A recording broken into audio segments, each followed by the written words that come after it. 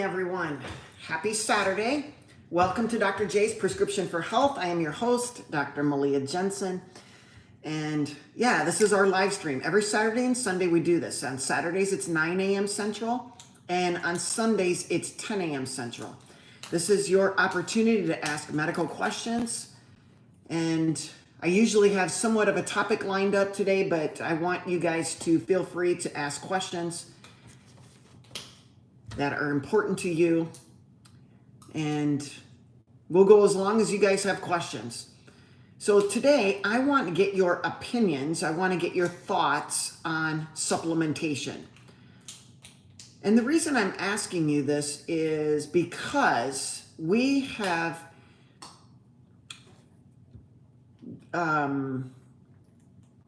maybe have opened our eyes to the fact that taking medications in general is maybe not the answer for us. Okay, we've all gotten to that point where say, hey, you know what, I want to do this naturally. And so when we tend to think that way, we also tend to think that we need natural supplements. Do you guys take supplements, and are you under the belief that taking a natural supplement is in your best interest? Why do we tend to maybe stray away from, for good reason, stray away from our medical doctors and lean more toward our chiropractor or some other naturopathic physician or a functional medicine physician? Why do you think that we tend to do that? I think one of the reasons is being we got gun shy. Over the past 5 years or so, we are more gun shy when it comes to our doctors, and we want to naturally stay away from them. I get it. Doctors, for the most part, are they're basically there to diagnose you, pat themselves on the back, and give you the medication that's appropriate.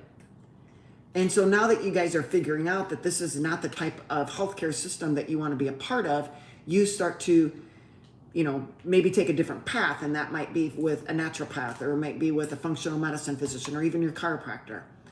And again, I understand this, but those people are also pushing supplements. You have to understand that. When you come away from these appointments with those doctors or healthcare providers, you're coming away with a list of things that they checked for, you're low on, and here's your supplements.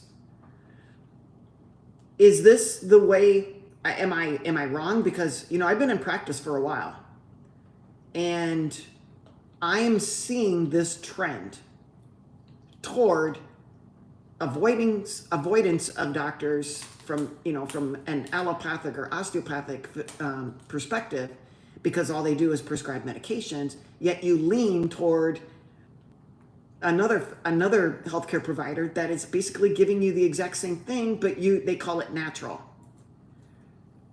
Let me give you an example.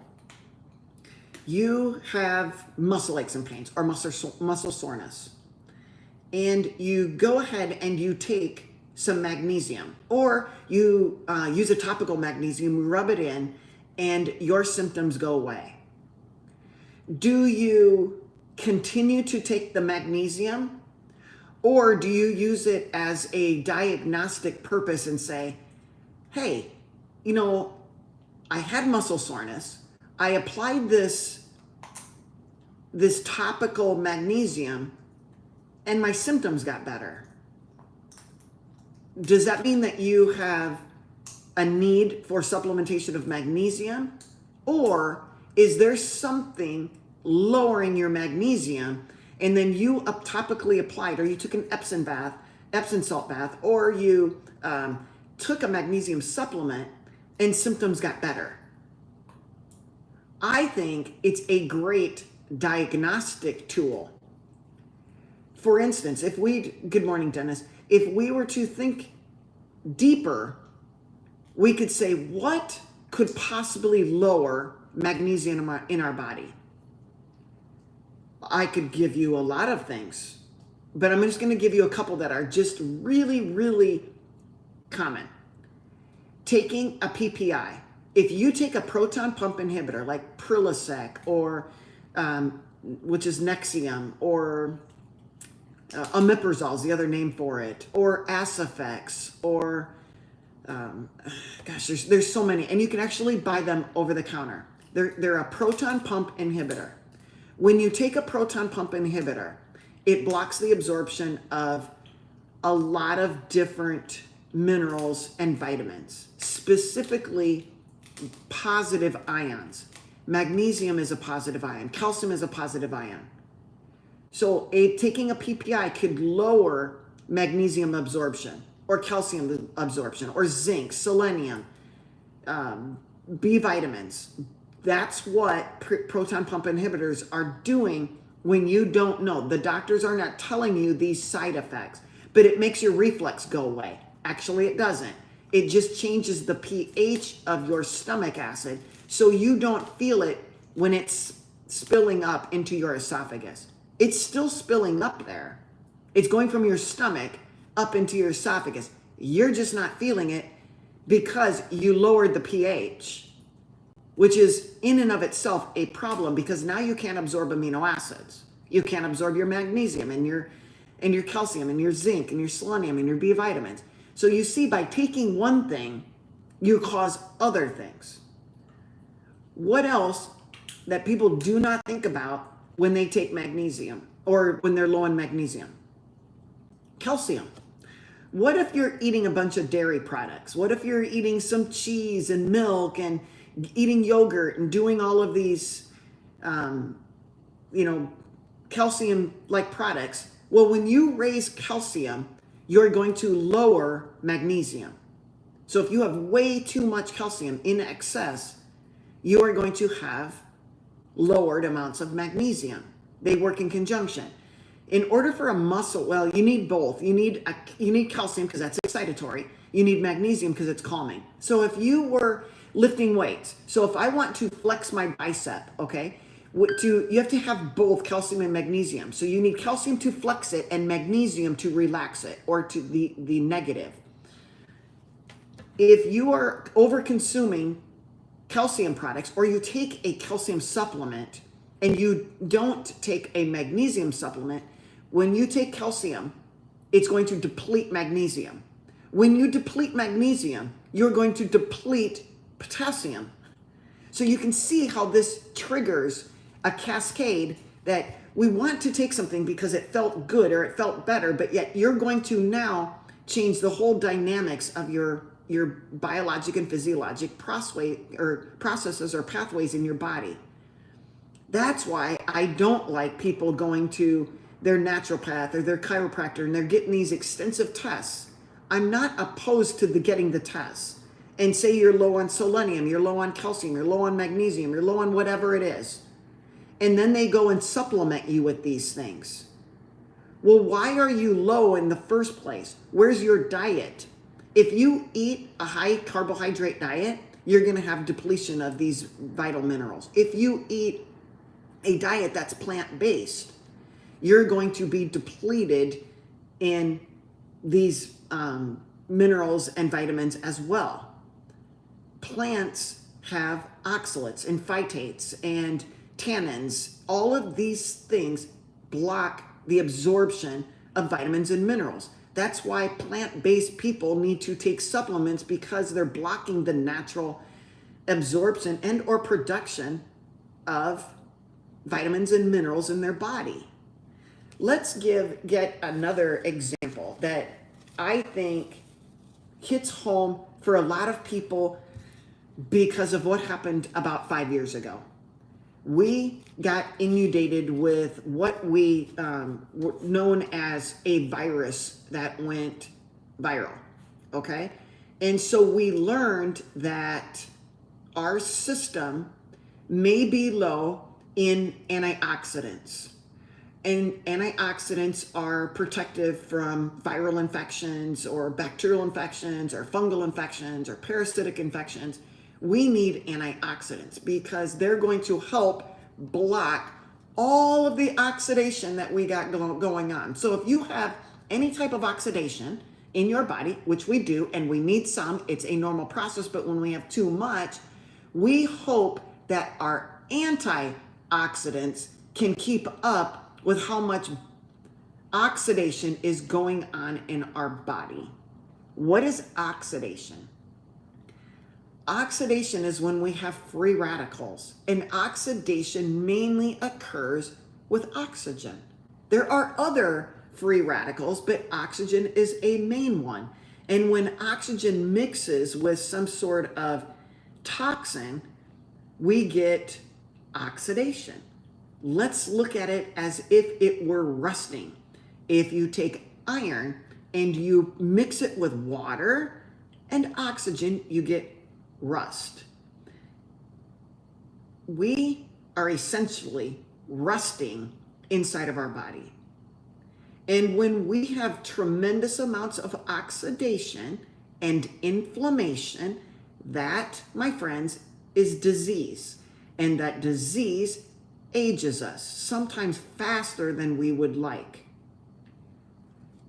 So we got the big benefit, the idea that during a high viral load, like happened in 2019, 2020, that we would simply add antioxidants to our body synthetically in hopes that it would help our immune system. But I want to explain to you that your immune system was already under the weather prior to the virus gaining a foothold. That's why you thought you would simply just take the antioxidant and hope that it would increase your immune system and help you stay well. But there's a reason that you needed, in this case, maybe you took glutathione, maybe you took NAD, maybe you took NAD+, maybe you took vitamin C. But there's a reason you are needing to take these things, is because you probably were depleted in the first place. And we are depleted for a number of reasons. One, and a main reason, is our nutrition. We are nutrient deficient. We have poor nutrition. There are some things that we can change in our environment, but breathing air is not one of them. We can't change. Now you could move from a high pollution city to the country. Maybe not the country. I don't know if you want to have pollution from glyphosate and all the chemicals that are in the air from the fields. I don't know the right answer, but if you go from a high pollution city and you're going to go to a high pollution farm, there may not be much difference. Maybe you need to find an in-betweener. I don't know. But you can't stop breathing the air. You can change your water. You can drink filtered water. That's helpful. You can get away from toxins that you have in your house, like the smelly things that you plug into your electrical outlets or candles or things like that. Those things you can change. But a big one that you can change, not many people want to, is their diet. You know, I know you guys have heard that you cannot outrun your diet. In other words, you can't over-exercise your diet. By the same token, you cannot out-supplement your diet. There's not enough supplements that you can take that will upstage a poor diet. We think that if we take these supplements, it's going to help us. And I'm propose to you that you're actually being harmful to your body. We have normal pathways, normal biologic processes in our body. And let's just say you were to take vitamin C, or you take a synthetic glutathione, or you take a synthetic NAD, which is nicotinamide adenine dinucleotide. I know that's why I always just say NAD. It is used as an antioxidant. It is made in our liver. It is downstream from glutathione. But the reason we may not be producing these normal antioxidants or normal immune system precursors is because our diet is deficient in them. If we are constantly eating what I consider a westernized diet, which is high in processed foods and carbohydrates and seed oils and sugars, our liver is not going to be working very well. And if our liver is not working well, he's the master organ, he's not going to produce the things that we need for our immune system. If you guys are taking these synthetic supplements, they're going to insert themselves into the pathway, and it's going to disturb either downstream or upstream from that pathway. They're not good for us. A better option would be to eat appropriately, that we can make our own glutathione, and that starts with a healthy liver. Everything that we put in our body, whether it be the food we eat or the air we breathe or the microplastics that are in the air, we are harming our liver. And then our liver is not able to do these things that we need, like produce the antioxidants we need. A healthy liver is very important. And I think what we're doing out here is just taking vitamins and supplements willy-nilly. We don't even know what we're doing because we've been told that they're good for us. There's every guru out there that's selling a supplement, selling a vitamin, selling you glutathione, selling you IV therapy of NAD. Let me just tell you something that I think is really dangerous that people aren't being told. Let's say you're doing one of those IV, like you go to a spa and they give you a cocktail of fluids, like some normal saline and some vitamin C and some vitamin D and maybe some NAD. In order to get NAD into your body, it needs a ton of glucose, sugar, like maltose or something like that, some sugar. And so you need to actually give NAD supplement through IV very, very slowly, because if you give it rapidly, guess what happens to your blood sugar? Exactly, it goes up. They're not telling you that. They're not going to tell you that they could help you get diabetes, because over time you're basically just getting sugar water with some NAD in it because you can't take it in, you can't absorb it. So then you might say, well, what about these NAD precursors? Well, NAD precursors are hard to, one, obtain, and two, what if they're pro-oxidative? I just got done telling you that we're trying to give you something that's going to help with all the oxidation that's going in your body. Yet if we give you a precursor, remember, we're giving it to you at a place in the normal biologic process. We're now giving you something, we're interjecting something like a supplement, and we're messing up both downstream and upstream from where we put that medicine. So we're now causing more oxidation. It's pro-oxidative, not a good thing. It would be better to allow our own natural body to make these things. Every cell is aging in our body, and diet is very important to help heal the cells, maybe help clean up the cells, autophagy, and then the new cells that are developing are going to be healthier. I harp on diet. I also want to harp on exercise. Muscle is so important, you guys. Muscle is full of mitochondria. It's red. Muscle is red. It is in humans. It is in cows and deer and bison and buffalo and sheep and lamb. It's red. We have red muscle because it has full of mitochondria. We feed ourselves red meat for heme iron and mitochondrial health. We don't necessarily feed us white meat because white meat, chicken, and poultry have no mitochondria. The dark meat does. So we're not getting any nutrition, heme iron, and mitochondria buildup from eating white meat. So that's why I would encourage you to eat red meat. We are not chickens or poultry, we're animals, and we have red meat in us. So if we build up more muscle through resistance training, we are going to have more mitochondria. Mitochondria for energy production. But again, if all the muscle that we have and the mitochondria, what if the mitochondria aren't healthy? What if they're going through some stress?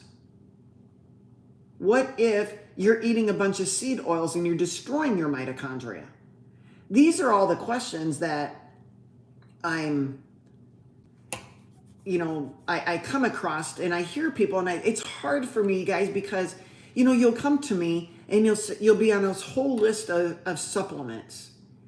And it's not that I don't think that you had a deficiency. I think you did. You have the labs to prove it. It's just that you're going about the deficiency all wrong.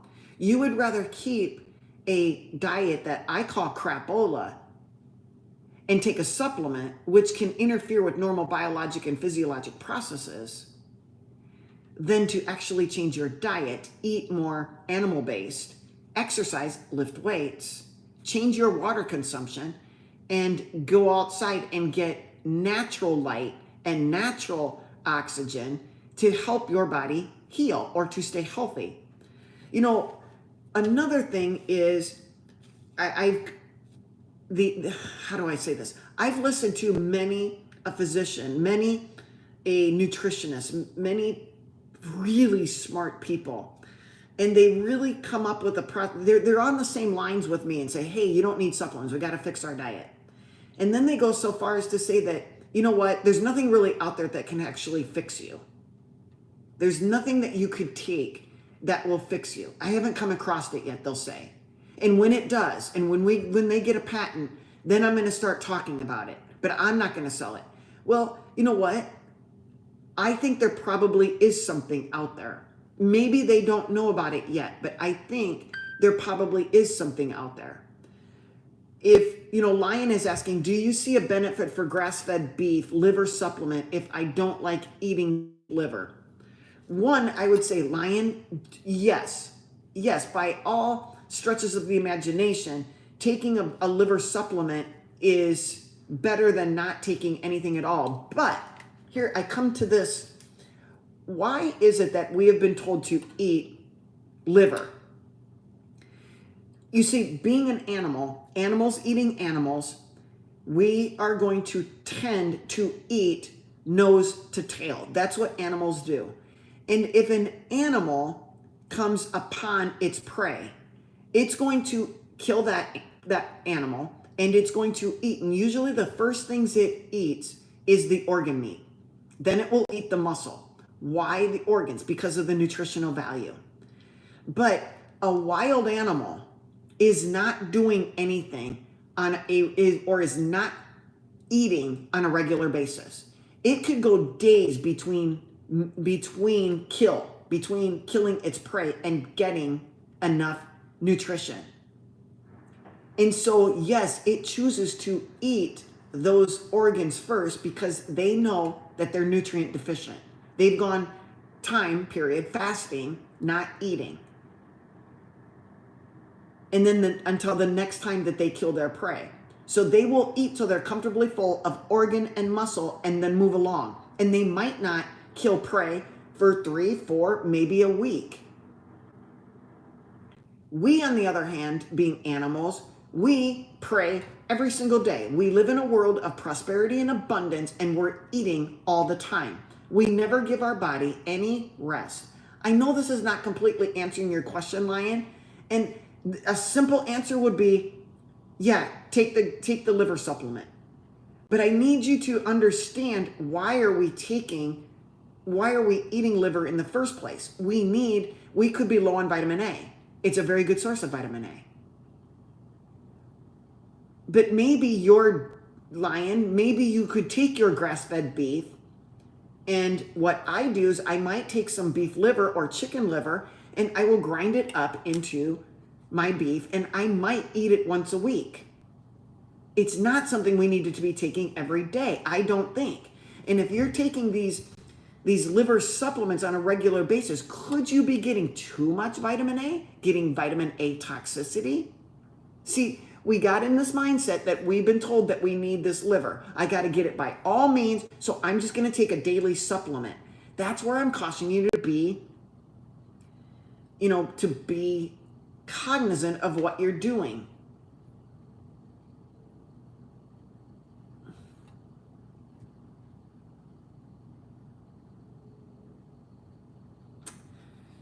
I hope that answers your. I was just reading. You guys, I'm live on YouTube and Instagram today.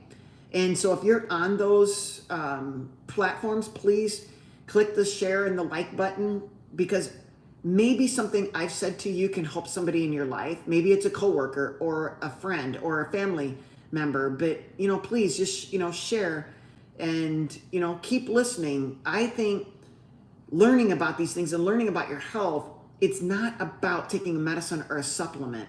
It's about proper nutrition and about exercise and about getting sunlight and standing barefoot on the ground and praying and just living a healthy lifestyle. And we're not doing that. We're so lazy. Again, we do live in prosperity and abundance, and it's so easy. Everywhere we turn, we either have food available or drink available. We've never really allowed ourselves to deprive. Animals will deprive themselves, maybe not on purpose, but we don't. We live in this world and we say, well, you know what? We're humans and they're animals. I get it. But we overindulge in things that absolutely give us no nutritional value. In fact, they increase inflammation in our body. And that's the key to disease. It's the key to aging. So many of you want to slow down. Oh my gosh, I look old. How can I slow it down? Well, look what you're eating. Oh no, that's not it. I'm just going to apply some retinol on my face and we can slow down the wrinkling. Well, why are you wrinkling? That is a sign of glycation. Glycation is sugar binding to proteins. You're ruining your proteins in your body because there's so much sugar on board. Sugar glycates. Just ask Mr. Hemoglobin. Mr. Hemoglobin inside your red blood cell is glycating. How do I know? Because we're measuring hemoglobin A1C in your blood to check you for diabetes. That is a measure of glucose glycation of hemoglobin, the protein. And when the glycation, the hemoglobin A1C goes up, that tells me that you have a ton of sugar in your body that's glycating, inactivating your hemoglobin. When your hemoglobin is all glycated, it can't work very well. So what happens to the oxygen going to your brain? Not very good, right? What about your mitochondria? What about your cells? Red blood cells are needed to deliver all of these things to all of our cells. They're going to get, the short end of the stick too. It starts with our diet, you guys, and just willy-nilly taking supplements is not the answer. It appears to me that we take better care of our cars than we do our body, and that's really a shame. And what do I mean by that? When you go to the gas station and you have a gasoline engine, do you put diesel in it? No, you wouldn't consider putting diesel in your gasoline engine. Nor would you put gasoline, regular gasoline, in your diesel engine, because you know that it's poisonous.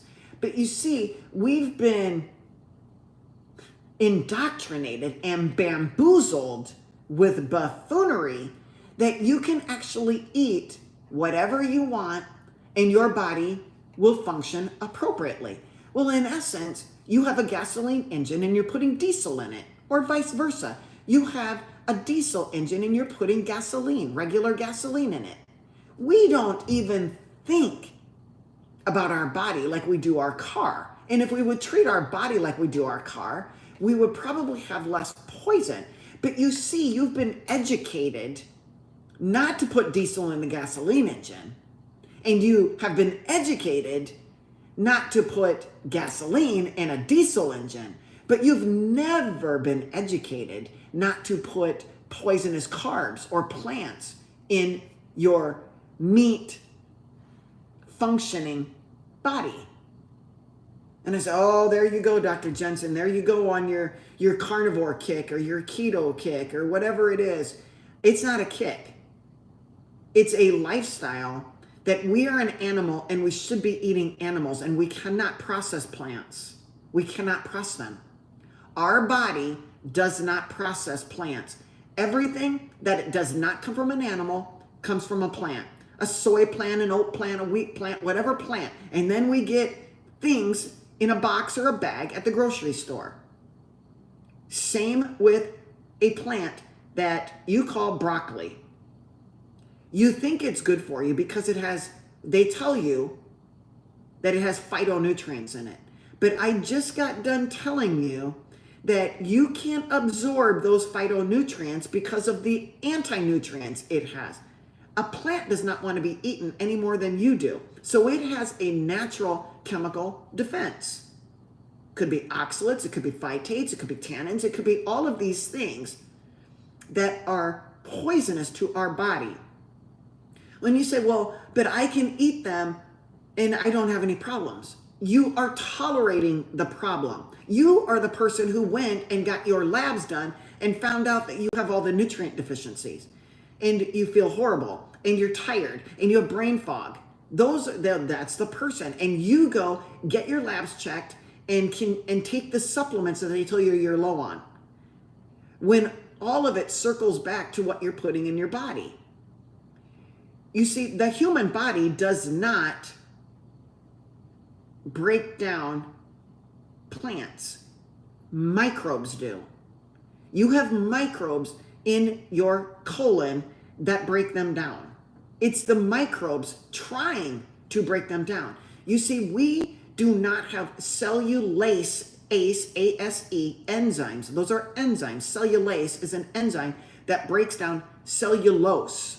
Cellulose is the structural component of plants. We cannot break them down.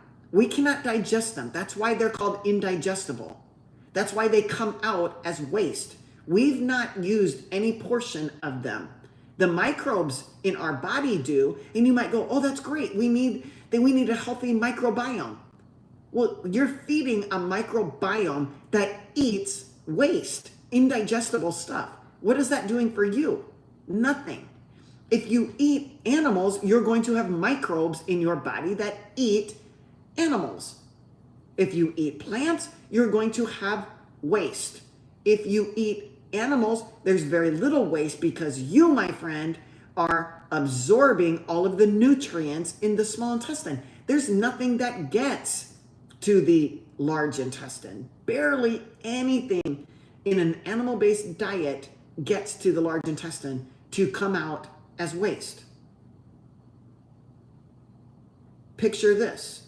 Carnivores' bowel movements are very small. They might be infrequent. Oh, I heard they got constipation.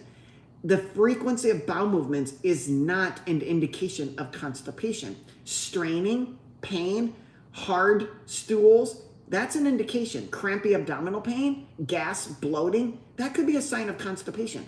Frequency of bowel movements, not a sign. Okay? We need to think through these things before we just go taking a bunch of stuff or eating a diet that's full of plants that's blocking the absorption of nutrients in our body. Lion says, I'm eating carnivore, but don't care for liver. Lion, maybe mix it into one of your ground beef packs. Have the butcher just put it all through and put it into a pack and eat it all together, and you might not notice. Good. Okay. Good idea on the grinding into ground beef. Okay. Lion says, giving up alcohol is another way to getting healthy and feeling great. Alcohol is a poison. Alcohol is a plant. Alcohol is something we do to intoxicate us, to poison ourselves, to forget about the life we are leading, basically. I understand that you could end up liking the taste, but it's a poison, and we cannot use that poison. It damages our liver. And then you go and take some NAD or some glutathione or some vitamin C in hopes that it's going to heal your liver. It's just not, it's not the way to go, you guys. Liver is a poison, and it's destroying our body. And again, that is up to you. If you want to, if you want to take and put poisons in your body, those are decisions you have to make. But your liver is hurting. Even if your liver enzymes don't indicate that, it's still a process of detoxing. And I know I saw a question earlier, what are my thoughts on colon cleansing? Why colon cleanse? It's a one-time deal. You're just pushing out a whole bunch of crap, and then you'll just next day go eat it again. There's no real reason to do a colon cleanse. You're sold on that. You're sold on soaking your feet in a cleanse, and then you continue to drink alcohol, smoke cigarettes, and eat seed oils and sugars. I don't think that it's a waste of money. I believe it is a waste of money, but again, it's all up to you. There is nothing about doing a colon cleanse that is at the cellular level healing you. Your cells are sick. Yeah, I agree. Your liver can heal itself. It can heal itself, you guys. The liver is probably the only, it's one of the main only organs in our body that can actually regenerate itself. That is God, okay? He knows that we were probably going to ruin our livers, and he made them regenerative. But we got to take care of it. You can't just keep killing your liver and expect it to keep coming back. It isn't that easy. And if everybody knew the importance of the liver, I know it's like lip talk. Oh, I know the liver is important, but you really don't know why. You think it's just a filtering device. It is not. It is producing so many things that we need for your immune system. So, for one, we've been talking about NAD, NAD plus, and NADH, and glutathione. We've been talking about these things as if it's like lip service. We'll just take those things. But circle back, in order to make glutathione, you actually need sulfur amino acids. Where do we get those? Cysteine and methionine. Where do we get those? Well, you have to have a diet of methionine to make cysteine. You can get some cysteine from the diet. And where do we get that? Animals. Animal-based diet. So a person who is nutrient deficient, nutrient amino acids, we aren't going to be able to make our own glutathione. Everybody knows the importance of protein. Oh, I'm going to get my protein. But they'll take a protein shake. Well, folks, that's synthetic. Those amino acids are already denatured. Oh, no, they're not. They came from grass-fed cows on the pasture. They're organic. But to get them into the powder, they were processed. They are denatured. They are separate little amino acids in a tub of powder. They're not sulfur-bonded amino acids. They are denatured. No matter what you think, they're denatured. You need to eat the source. Eat the steak, eat the cow, eat the ground beef, eat the chicken. We need to eat grass-fed if we can, but if you can't afford grass-fed organic, any type of meat will help you. You need amino acids. You need the essential amino acids from your diet in order to assimilate all of the things and processes in our body. And malnutrition is very common. Look at obese people. 60% of our population is obese now in America. I don't know where you're listening from. I'm in America. And I look around and everybody is obese or overweight. 60, 70% of people, they are malnourished. And you say, oh no, I don't think they're malnourished, doctor. They're not malnourished. Look at them. They're fat. And I said, they're malnourished. They have nutrient deficiencies. Their nutrient deficiencies are fatty acids and amino acids. They have very little. They're eating carbohydrates, processed carbohydrates, full of seed oils, full of sugar. One of the reasons they keep eating is that they're nutrient deficient and their brain is telling them to continue to eat because it's needing the essential amino acids and essential fatty acids.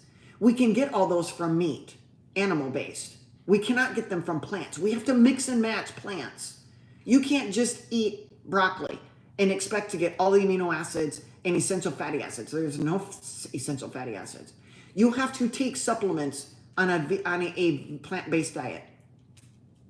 On an animal-based diet, the chances of you having to take a supplement is very small.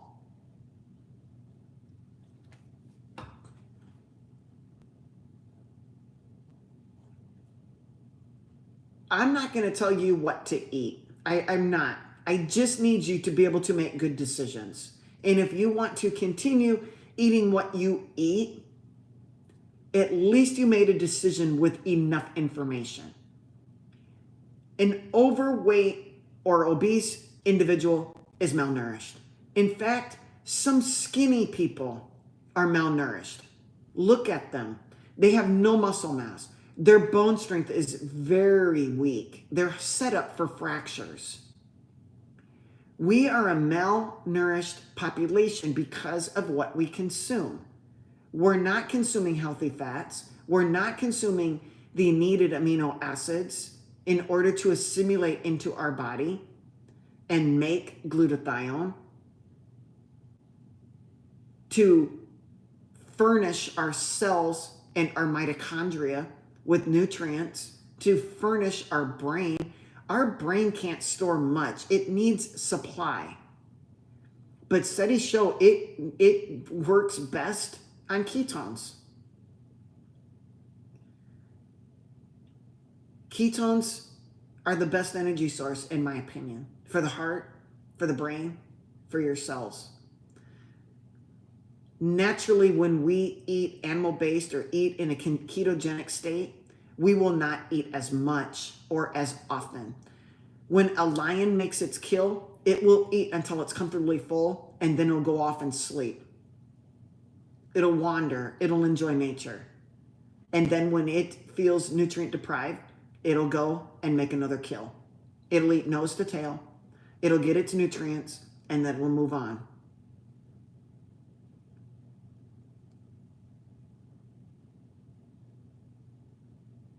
It's not so much looking at our body habitus. I had a listener say, Dr. Jensen, you have nothing to worry about. Well, one, they're looking at me from how they view our body habitus.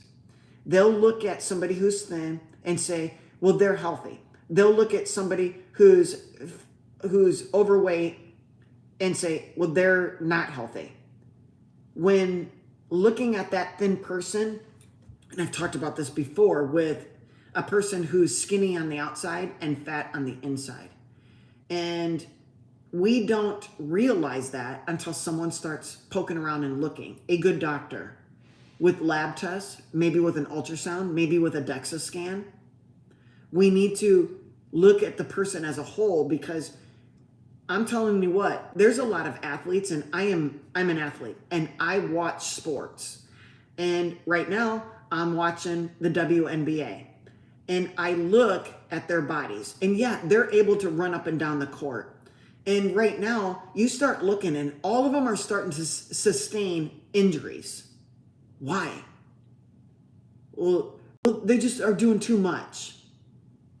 Well, I can't agree with that. What if their body is so nutrient deprived? They're eating diets high in inflammation.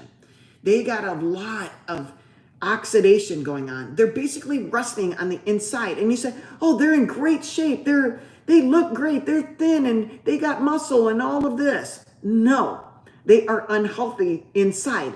And their injuries are coming out and showing themselves. That's why they're getting injuries. That's why they got rashes all over their body and acne. That's why their hair is thinning. All of these signs we're not looking at. That's why they got love handles. They're skinny on the outside and fat on the inside. Their mitochondria are unhealthy. Their muscles are unhealthy. Their joints are unhealthy. Their whole body is full of a ball of inflammation and oxidation. They're rusting on the inside out. They're aging before our eyes on TV.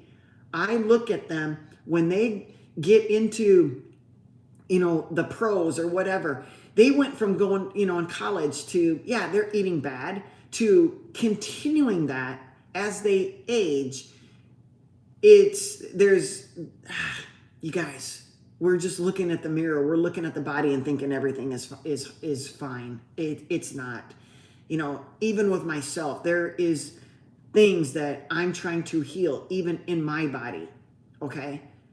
And eating Doritos and pasta and macaroni and cheese and a whole bunch of crap food that has no nutritional value is not going to help my health at all.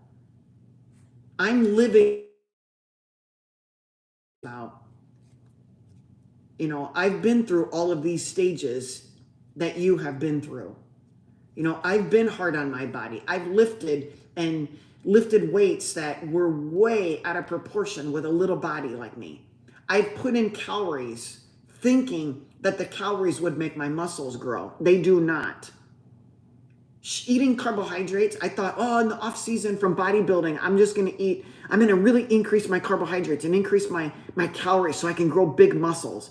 You're not making big muscles. There's nothing about a carbohydrate that has amino acids in it that's going to help us simulate and make bigger muscles. But they look bigger, Dr. Jensen. They looked bigger. No, they were bigger because they were full of fat. You ate carbohydrates, you spiked your glucose, you spiked your insulin. Insulin causes fat production. It grows fat cells. I basically had Wagyu beef, fatty muscle. I don't think that's a really good look, because when I started dieting for a show, guess what I did? I stopped the carbohydrates. Why? Because that's the only way to get leaner. You stop carbohydrates, you lower blood sugar, lowers insulin, stop fat production, you start burning fat, lipolysis. I was in ketosis. I was in a ketogenic state where I was able to burn fat. And then I thought, oh my gosh, I'm muscle wasting.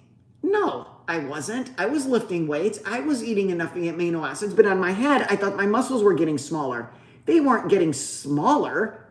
They were just getting rid of the fat that was inside them. I went from a sumo wrestler down to a bodybuilder. But people don't understand that. So they think that eating carbohydrates is what they need to grow big and strong. And I would say it's not.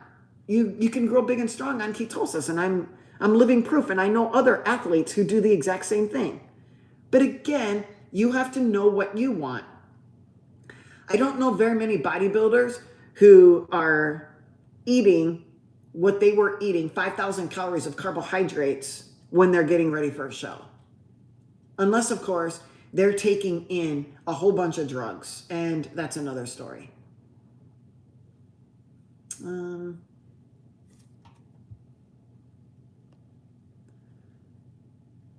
me see if I'm missing any questions over here.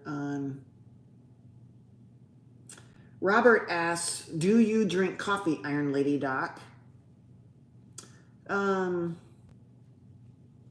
I do. That is the one plant that I do consume on a regular basis. And I know the ramifications of consuming coffee, and with enough information, I've made a decision for myself. Can I go without coffee? Yes, I have.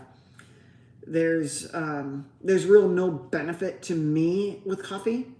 I think it's probably a taste thing. And, like I said, I might choose to have coffee some morning, and then I might choose not to have coffee in the morning. Let's see here. Make sure I'm not missing anything here. Dennis says, it's shocking that oxalates can stay in your body for years. Yes, oxalates can, and we need to be very careful, Dennis, when we talk to people, like when we want to share our passionate information and say, please stop eating plants. And what happens, because you are consuming so many oxalates and then you go cold turkey from taking the oxalates, they are going to be released from our tissues and basically get into our bloodstream, and we can have a lot of problems. So a person who is a plant-based person eating a lot of oxalates, you need to decrease plant-based foods slowly, or else you'll get a rush of toxins, oxalates, into your system. And it feels horrible. It can cause calcium oxalate stones.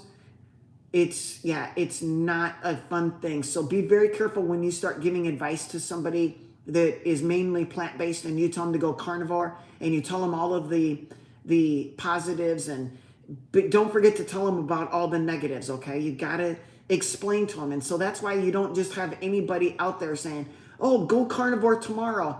You mean, really? Like, I'm plant-based today and I can just go carnivore tomorrow? No, do not do that. Do not do that. You need to wean. Just like you have to wean off some medications, you have to wean off plants if you've been plant-based for years. Be very, very careful. Dr. Christie says, good morning. I was up all night. All night because of my dog ate a bar of soap. Ooh, why would you have a bar of soap, Dr. Christie? I know, question for another day. Vomiting and diarrhea. I really hope that your dog is okay. I really do.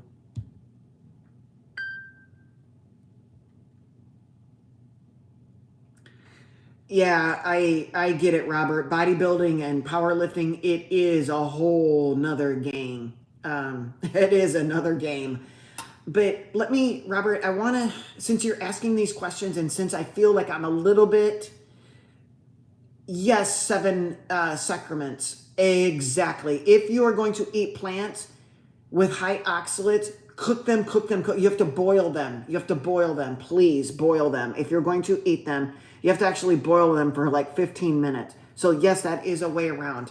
But okay, back to the bodybuilding, which I've experienced bodybuilding, so I feel that I have a little bit of knowledge when I talk about these things. And then I can put it into a perspective where I'm at right now in my education.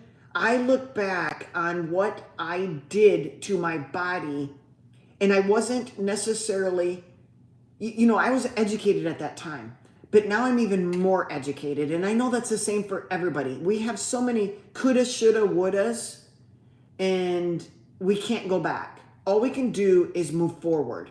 So when we're like bodybuilding, we're powerlifting, and we want to gain weight, and it doesn't really matter about the fat content and all these things. We are consuming a bunch of calories in the form of food. I don't like the word calories, but let's just say we're consuming energy. And that energy might look like free fatty acids, or, essential fatty acids, amino acids, essential amino acids. It might look like non-essential carbohydrates. There are no essential carbohydrates. So let's just call them carbohydrates because there's nothing essential about them, but we're eating them anyway. So there's no nutritional value. I did say that. But let's say that you are putting on weight, you're powerlifting. Even if you're a bodybuilder, even in the off season, they can remain relatively lean because they have so much muscle. Again, this is a different game. And that's what Robert is referring to. it's not the general population, because we don't in the general population have this much muscle mass. Muscle mass is the most hungry organ in our body when we have a lot of it, and it can consume tremendous amounts of glucose until it can't. Eventually, even a bodybuilder or a power lifter will become insulin resistant. They will become diabetic. But in the short term, people do not know that. They also do not know anything about autophagy. I didn't even know the word back then. But we have to allow maid service to come in and clean up our body, our cells. There's dead and decaying debris in our body that need to be cleaned up. Maid service needs to come in and make the bed and clean up the thing, and that requires, that process is called autophagy. Autophagy cannot occur when fuel keeps coming in. In fuel in the form of carbs and protein and fatty acids. Carbs cause high amounts of a process called mTor. If mTor and insulin, because carbs raise blood sugar raises insulin, insulin and mTor are needed for growth. You cannot live without insulin, and you cannot live without mTor. But we have too much insulin and too much mTor, and we aren't going into autophagy. We are constantly building without anything breaking down and healing and relaxing and calming. We have no autophagy. That, in essence, the game of bodybuilding and or powerlifting. But it's the same for the desk worker who's constantly eating carbohydrates. It's just that bodybuilders and powerlifters are not just eating carbohydrates. They're eating protein and carbohydrates, which both increase insulin and both increase mTOR to very high levels. And then they feed themselves non-stop of both protein and carbs. Whereas the desk worker who's eating constantly is eating just carbohydrates. Could that be a little healthier? Yes, because they're not bringing up mTOR and insulin as much as the combination. I know, Dr. Jensen, you have just thrown me for a loop. Well, I don't mean to throw you for a loop. That is one of the reasons why the sugar diet has become so popular. You guys have heard of it. Okay? The sugar diet works because there's low protein and likely low fatty acids. No essential fatty acids. You're eating sugar. So you're messing with this mTOR. You're messing with your system of insulin. Yes, I believe that you will eventually cause diabetes, and people cannot sustain a sugar diet for long. They might use it for initial weight loss, but they can't sustain it. One, they're nutrient deficient. They need amino acids. They will start to get sick. They need essential fatty acids, and they need essential amino acids. Essential fatty acids, essential amino acids. They will continue to get sick.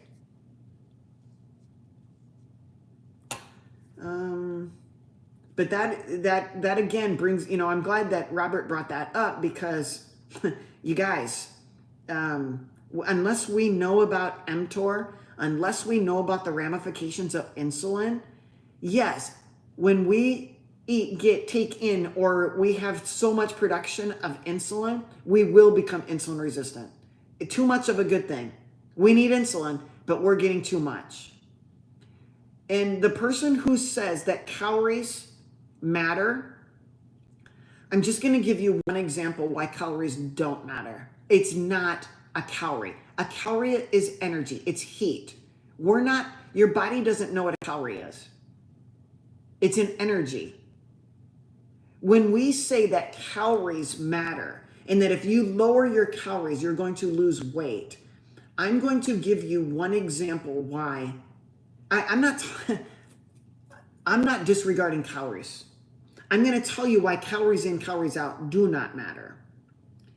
For instance, I'm going to give you one example of a type 1 diabetic where calories, the amount of energy you take in,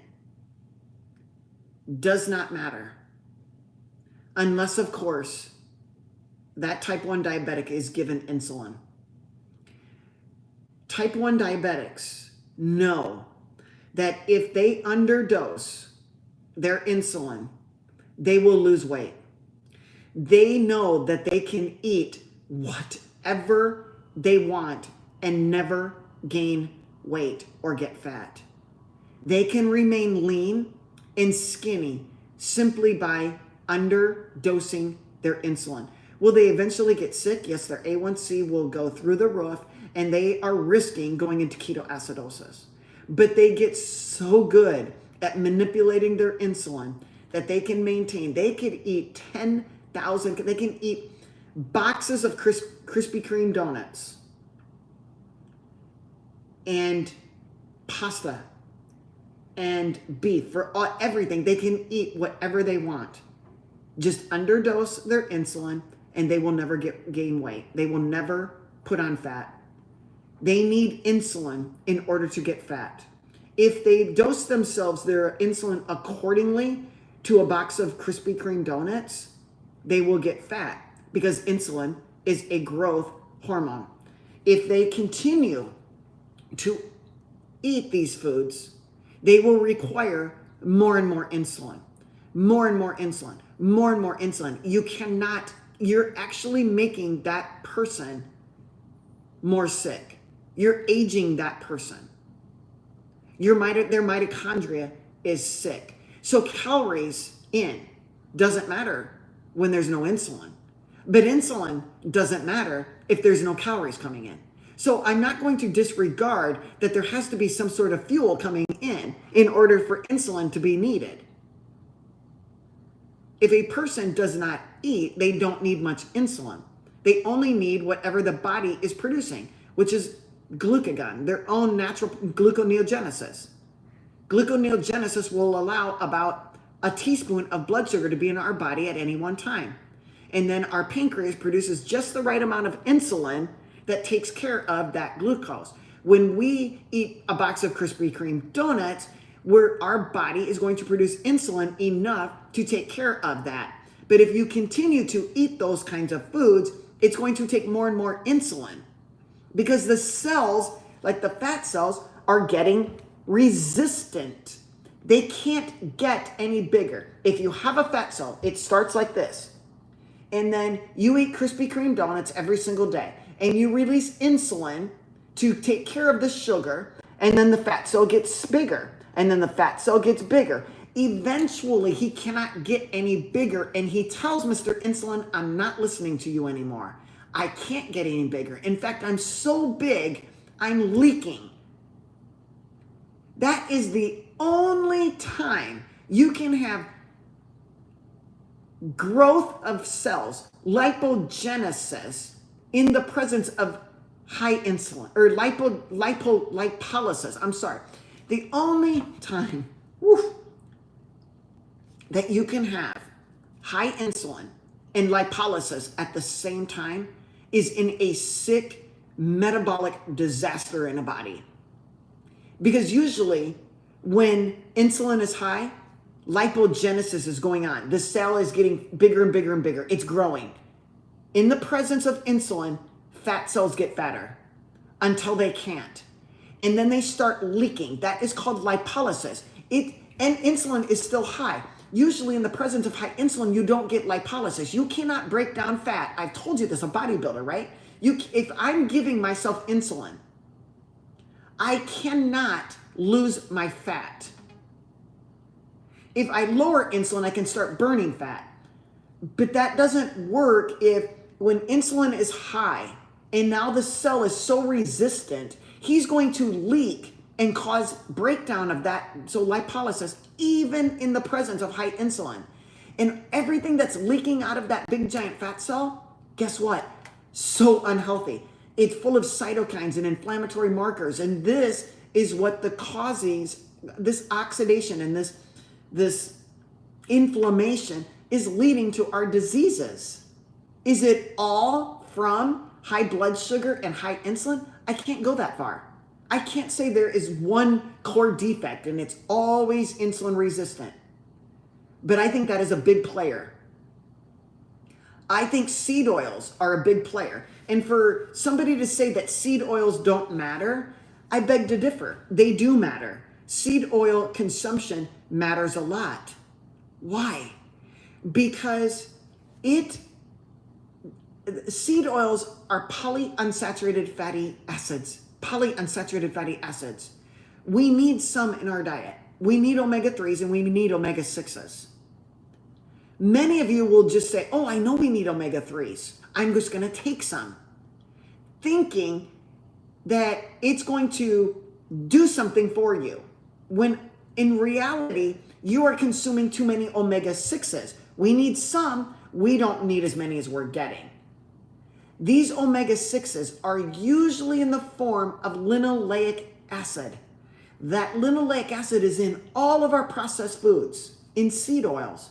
So if we're consuming all of this linoleic acid in the form of seed oils, polyunsaturated fatty linoleic acid, it's in our body for years.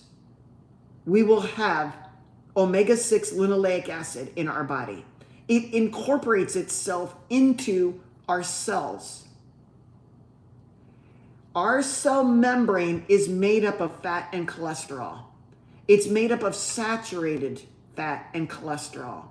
But you see, omega-6 linoleic acid can displace the saturated fat in the membrane and insert itself. And when it inserts itself into the cell, oxidation can occur. That cell, wherever it might be, a fat cell, a muscle cell, a heart cell, a liver cell, an eyeball cell, all of those cells are being oxidized because of insertion of polyunsaturated fatty acid in the cell membrane. So now things can attack it. The oxygen and water can attack the polyunsaturated fatty acid. They're easily oxidized because they have a double bond.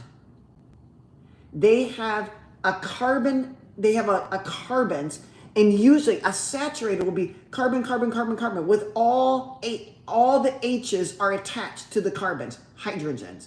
But in an unsaturated fatty acid, there's double bonds in locations. Monounsaturated has one double bond. Poly has many or more than one double bond.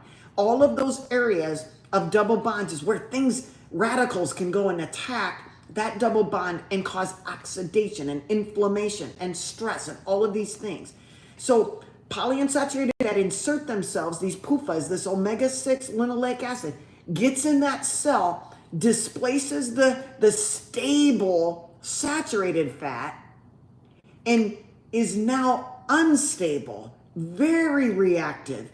And it's not just polyunsaturated fatty acid that's ruining that cell membrane. He also ruins the insulin receptor inside the cell that comes to the surface.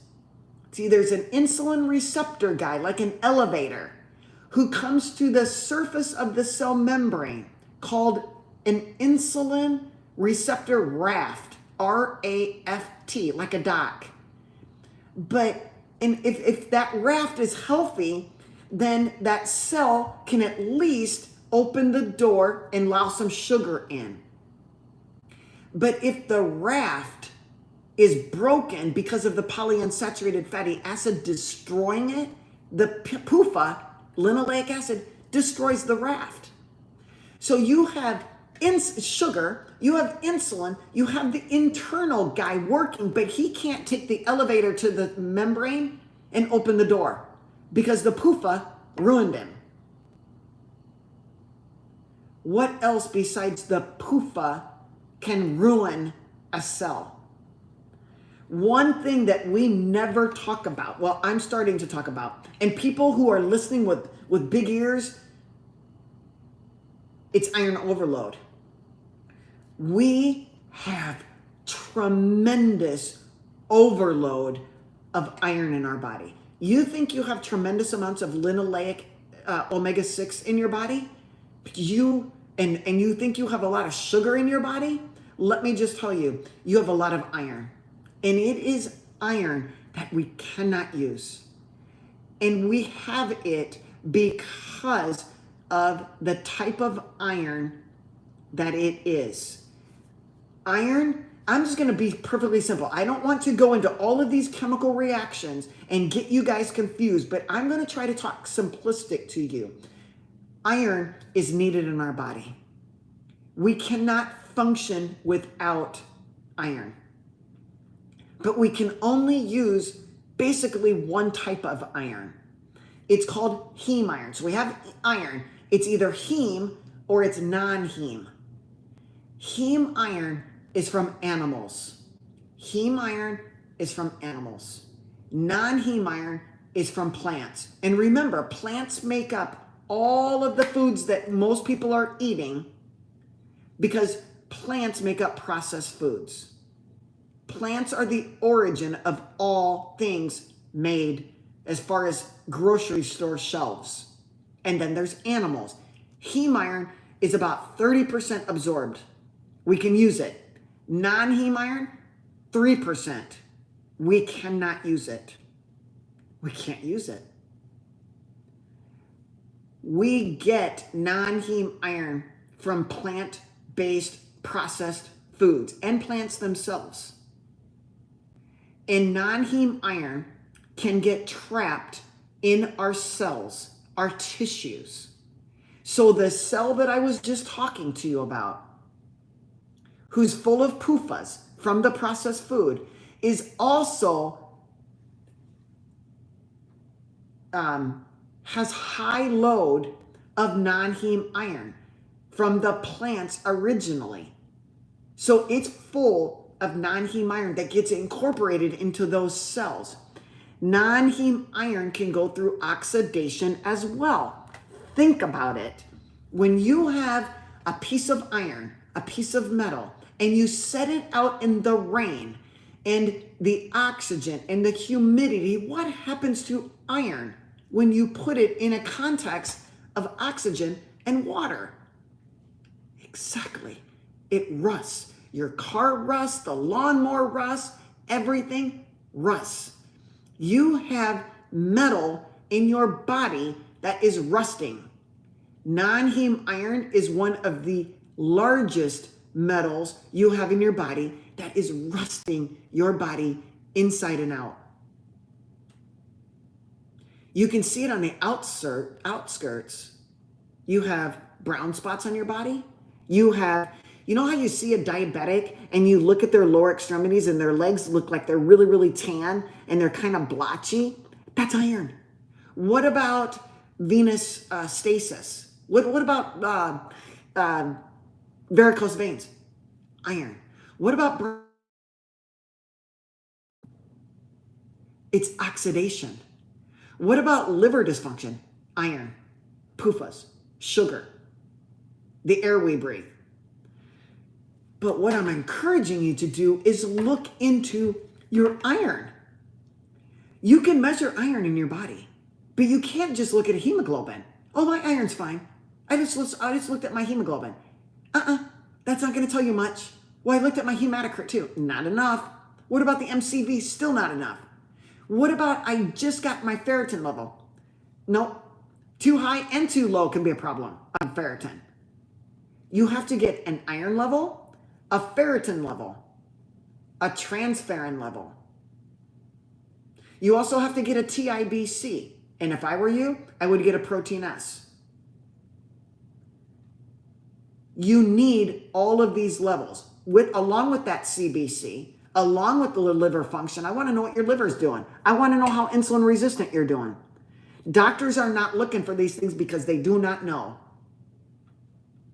If you guys are well versed in the health of your cells, you probably would never eat anything processed again.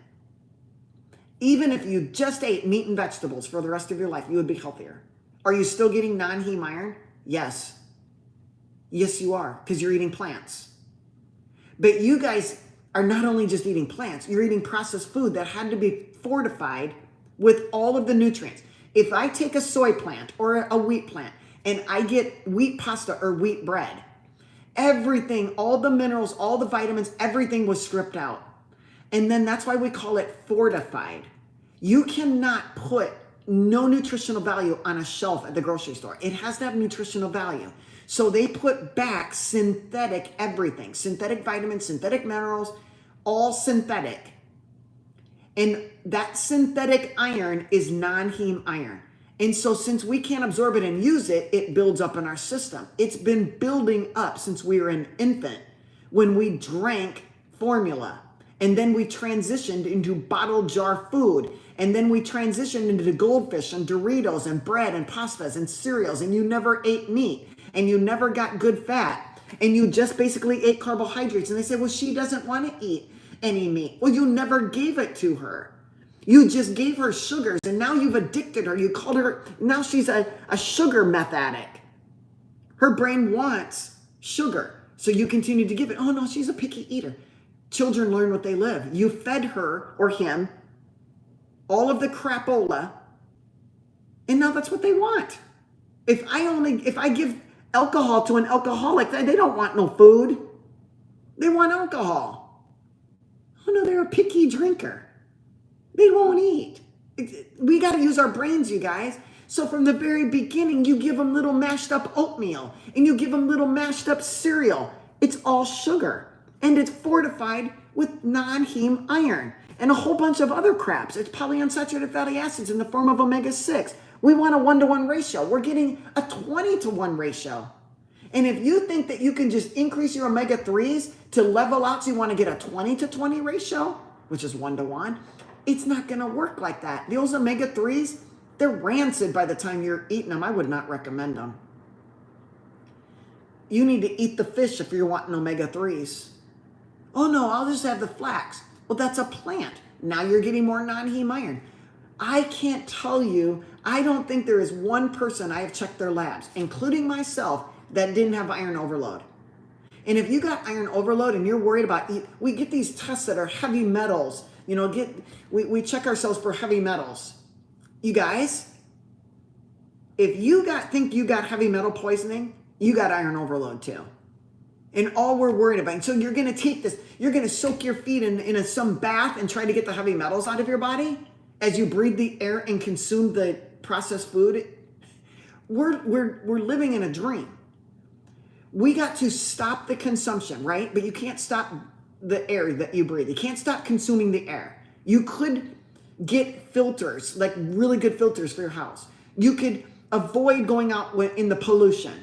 You could avoid not going to go on a field trip to a cornfield when they're spraying crops. There's certain things that we can avoid.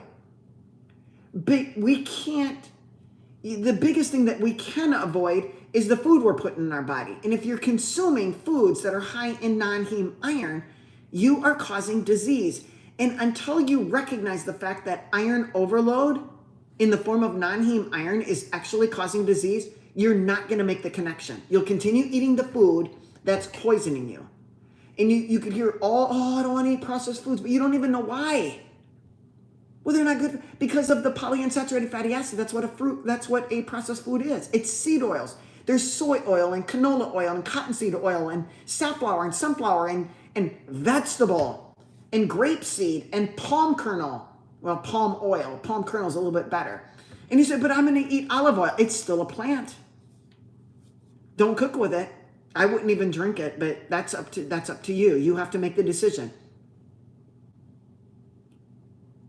The food we are consuming is killing us.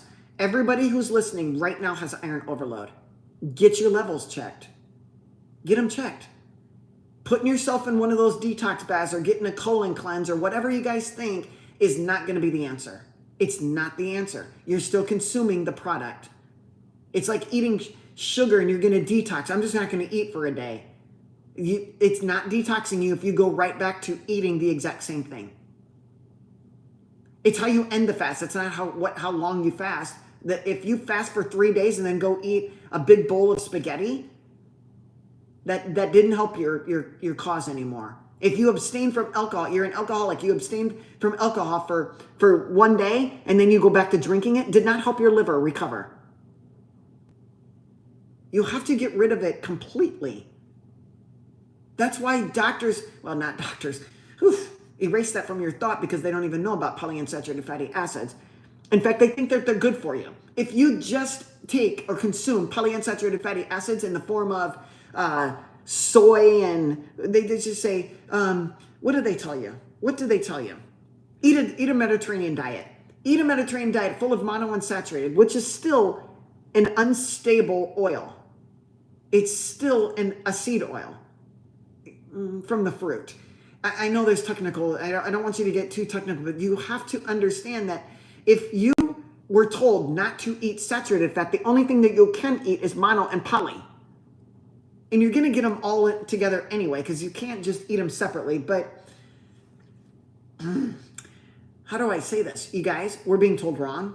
If you're being told by your doctor to eat polyunsaturated fatty acids because it's healthy, they're wrong. It's not healthy. Well, they told me it lowers my LDL. What is wrong with your LDL? What is wrong with your LDL? You don't even know what's wrong with your LDL. Well, they said it was high. High what? High big LDL, high medium LDL, high small LDLs? You don't even know. It's not the big ones that are your problem. It's the small ones. How do you get small, dense LDLs? How? Why are small, dense LDLs bad? Because they're oxidized. Big, fluffy ones are not oxidized. Saturated fat is not oxidized. Remember, there's no double bonds in a saturated fat. They're stable. They resist oxidation. So would it be in your best interest to eat saturated fat? Yes. Polyunsaturated fatty acids are easily oxidized. Oxidation requires a ton of antioxidants. You think I'll just take them and consume them and make up for what I eat. It won't work. Just simply eating unsaturated fatty acids in order to lower your LDL is like such a reductionist thinking. Like, if I just lower my LDLs, I'll be fine. I won't have a heart attack. Wrong. You're going to have a heart attack because you have a blood clot and your body's inflamed. Well, how did I get the blood clot? Because of the food you ate. Because of the iron overload. Because your liver sucks. Because you don't have fibrinolysis. Oh, Dr. Jensen, another big term. If you don't have good fibrinolysis going on, lysis, cut, break down, fibrin. Fibrin is your clot, among other things. A clot is formed. And if your body is more in tune to building up fibrin and has low amounts of fibrinolysis going on, you're going to have a blood clot. If you don't have healthy glutathione, you don't have healthy fibrinolysis going on. And you think you'll just take it in a capsule? I'm going to tell you right now, I don't think it's possible. Your LDL is not the cause of your heart attack. The small, dense guys, they can play a part in your plaquing, but you're going to have a blood clot long before that. That's why people who have heart attacks don't sometimes have them at the areas where the most narrowing was occurring.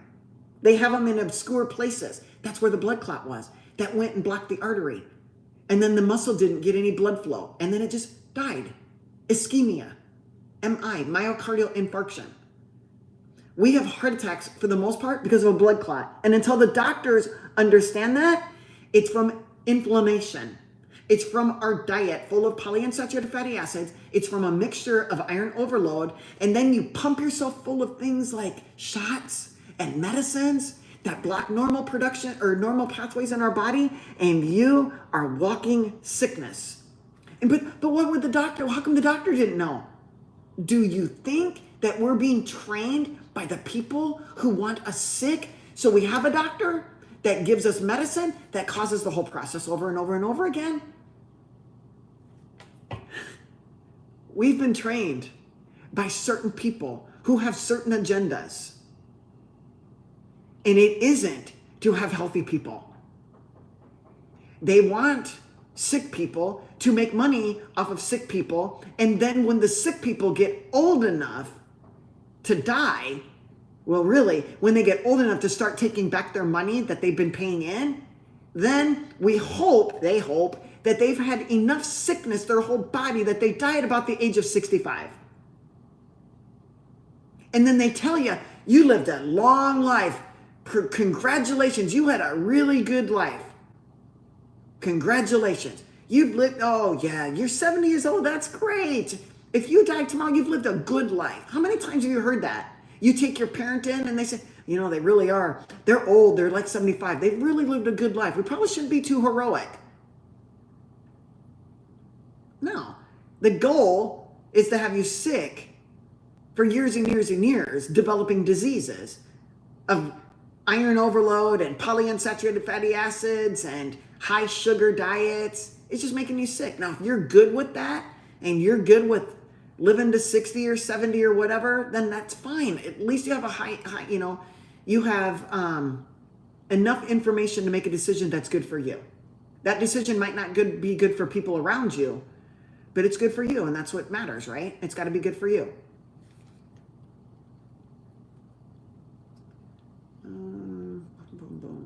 I'm looking for...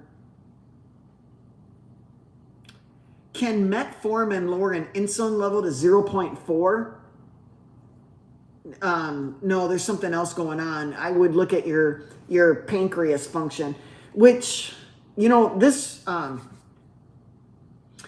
actually makes me think of something else, Dr. Christie, that I want to delve into real quick. When we, as doctors, and you'll notice this too, because you were giving people, you were filling the prescriptions for insulin. You see, when we have a normal body, okay, and a normal pancreas, the beta cells in the pancreas produce insulin. Beta cells produce insulin. And alpha cells produce glucagon. And they are really antagonistic to each other, okay? When insulin is high, he's going to tell glucagon, because we don't want, how do I say this? Okay, here I'm going to go. When insulin from the beta cells is working perfect, he talks to the alpha cell and tells them, hey, we don't need glucagon right now. There's already too much blood sugar, because that's why insulin is high. Insulin goes up when there's blood sugar. So naturally, if there's blood sugar in your bloodstream, we don't need glucagon from the alpha cells making more glucose. It's the alpha cell that produces the glucagon, and then the glucagon tells the liver to make glucose. I want you to know that. I'm not trying to I'm not trying to tell you wrong. I'm trying to skip some steps because I want to make it easy for you.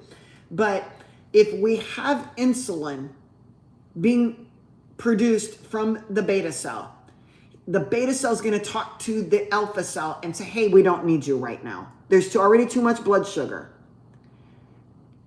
In a person who's diabetic and now they require insulin, that exogenous insulin actually does not talk to the alpha cell very well. And that alpha cell is going to produce glucagon. Okay? The concentrations of a beta cell releasing insulin inside the pancreas is 100 times greater than the insulin we inject into our body. That's why that high concentration can shut down the glucagon, the alpha cell. But exogenous insulin can't feed back to the alpha cell telling him to turn off. So a person who's a diabetic and they're insulin dependent is always struggling with blood sugars that are high because of glucagon. You're dosing your insulin for the food you're eating, but you can't dose the insulin high enough to shut down the alpha cell from releasing glucagon that tells the liver to make more glucose. So you're chasing your tail all the time because of glucagon. Type 1 diabetics, perfect example. Now, metformin doesn't lower insulin. Metformin acts like a receptor door opener. It tells the muscle cell, for example, to open up its door to take in glucose. When we take in glucose, the muscle cell or the fat cell or whatever, but it loves to work at the level of the muscle. So that metformin tells Mr. Muscle Cell, hey, open your door, there's some sugar here that needs to be dealt with. Oh, I'm really hungry, let's have some. Okay? Muscle cells are one of the last ones to become resistant to glucose and insulin, just so you know. So if the muscle takes in the blood sugar, then the blood sugar in the bloodstream bloodstream is going to go down. Therefore, you need less insulin being secreted from the pancreas. A insulin level less than 1 tells me, Dr. Christie, that person, pancreas, beta cell, is not working very well. Could it be damaged? Can it come back? It could. But what if that person is an underlying type 1 diabetic or type 1.5 diabetic? Meaning, Dr. Christie, check that person for the 5 antibodies that indicate whether or not they might be a type 1 or a LADA, L-A-D-I, or a MODI. You need to get the 5 enzymes, like a GAD antibody. There's a zinc transporter antibody. There's an insulin autobody antibody, IAA. There's a 2A. There's 5 of them, Dr. Christie. And that person needs to have, because you could be giving them metformin. Do I think it's the wrong thing? But metformin's not doing anything if their pancreas isn't working. If their pancreas isn't secreting insulin, that insulin doesn't talk to the glucagon alpha receptor. So that alpha receptor continues to produce glucagon, which tells the liver to release insulin, to make more glucose. There's not enough insulin coming from the beta cell to shut everything down. It's not a deficiency of metformin. It's not an overconsumption of metformin. There's a pancreas problem. Get the antibodies, check the antibodies to that beta cell. See if things are going on, because a 0.4 is pretty low. That's a low insulin. A 1 I could see. 3 to 5 is like a perfect range of our fasting insulin. Okay? Insulin does roller coaster through the day. So we have to take that into consideration. But you guys, getting a fasting insulin, I think, is important for everybody. So that was a good question, and it kind of led me to talk about the beta cell talking to the alpha cell and what can go wrong. So that was a great question. Good morning, Oliver. Or how was your workout today?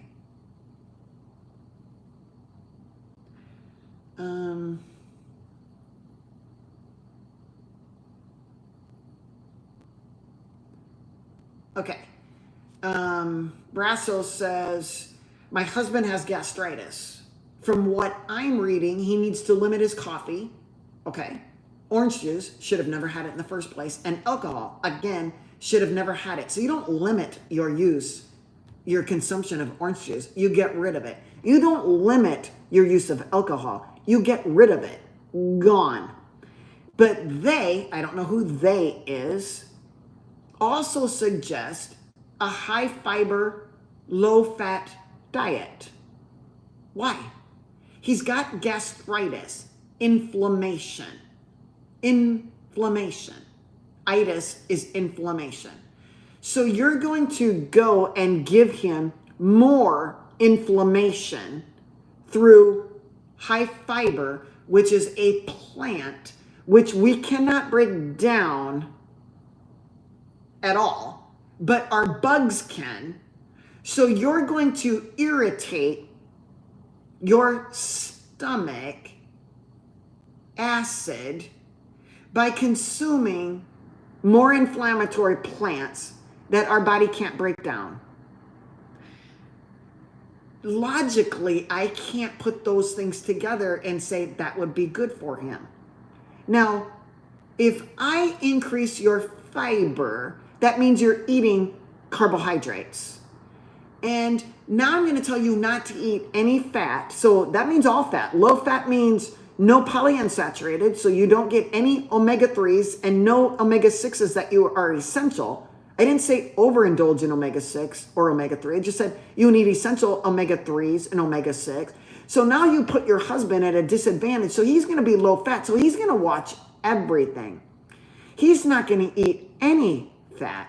So he's going to go buy fat-free things, which are processed, which are full of Puffas, which he really is. He didn't know that the Puffa is an essential fatty acid, but he's eating linoleic fatty acid, which is going to destroy his gastric cells. I don't get it. See, Brasso? And then what do they say about protein? If you're eating low fat, guess what? Where is your protein going to come from? Fat or protein comes with fat, and when it comes from an animal, so are you going to feed him more plant foods that have plant fats that we can't assimilate into our body, called phytosterols? Why can't we assimilate phytosterols? Because we're animals. We need cholesterol. Okay, I don't know where you're at. Yeah, Brasso also says, stop using iron pots for your daily steaks. Yeah, I mean, that's non-heme iron inside most of the newer cast iron pans. All that is non-heme iron just going into your bloodstream, and you're cooking with it every single day. Lori Miller Burns says, name those one more time. Name what one more time? I'm sorry, I'm behind.